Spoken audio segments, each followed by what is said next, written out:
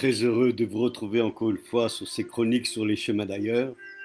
Aujourd'hui, je vais vous faire une petite page de poésie sur ma nostalgie. Elle s'appelle Le chant des racines perdues. On ne revient jamais sur le temps et l'on n'arrache pas ses racines impunément, car un arbre sans racines meurt debout, quel que soit le soleil, quelle que soit la pluie, quelles que soient les tempêtes du destin.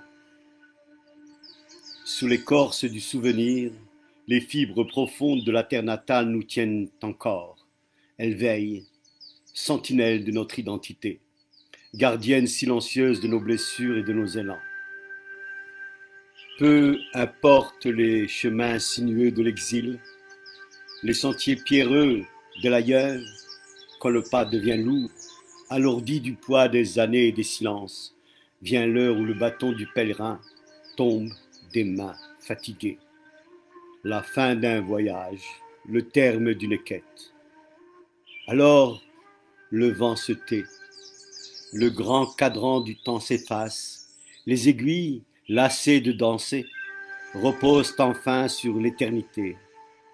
Hier se dresse, impassible juge, ne lisant ni nos pleurs, ni nos prières, mais appliquant la loi implacable du souvenir et de l'oubli. Viens, toi que j'ai tant aimé, toi qui as allégé mes jours sombres. Le chant funèbre des oiseaux m'annonce que Simorgue est mort, et l'espoir s'est envolé dans la poussière du ciel.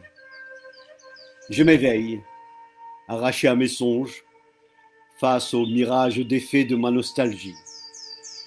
J'ai laissé derrière moi un village endormi au bord du temps, et l'enfance immaculée de mon innocence.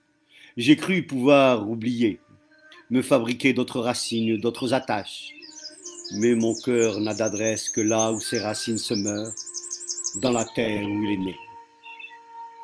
J'ai pleuré l'absence de ces morsures, ces gouffres du temps qui avalent la lumière. Je les ai retrouvés gravés sur les stèles froides du cimetière, sanctuaire du silence, où le murmure des morts répond aux souvenirs des vivants. J'ai fui la terre ingrate, trop dure à labourer, trop avare de promesses. Aujourd'hui, sur ces entrailles meurtries, se dressent des monstres de béton, des forteresses sans âme, érigées sur les ruines des rêves. Les oasis se sont éteintes, leurs eaux claires se sont troublées, les palmiers épuisés ne portent plus les fruits du miel. Seules demeurent les filles de l'Ouedenel, ombres sacrifiées de la mémoire, fidèles à leurs désirs, dîner les apintes éternelles avant que les fous de Dieu ne bannissent la beauté elle-même. Le temps, jadis rythmé par la prière, n'est plus qu'un désert monochrone, où la poésie s'est tue, où la lumière s'est retirée. L'Atlantide ne fut jamais témoin de cela. Elle dort encore, intacte, dans la mare des mythes, tandis que nos propres cités sombrent dans l'oubli.